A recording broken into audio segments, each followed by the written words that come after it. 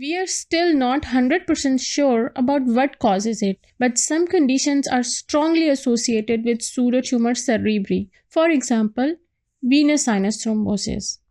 Thrombosis of transverse and sagittal venous sinuses can cause it.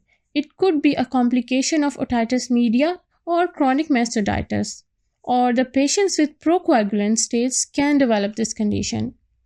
Some endocrine disorders like hypothyroidism, hypoparathyroidism, and Addison's disease can cause this.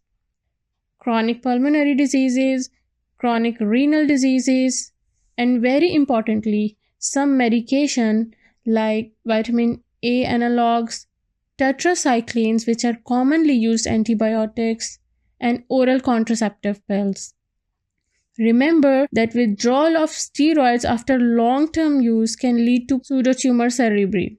Also, SLE and some other systemic autoimmune diseases are documented to cause this clinical condition. All of these are documented causes of pseudotumor cerebri. But still, the first thing is to screen for the structural mass lesion. If that is not found, then we can say that another cause is responsible for this. So now we are done with its etiology. Now I will take you through some of its demographic features and clinical presentation.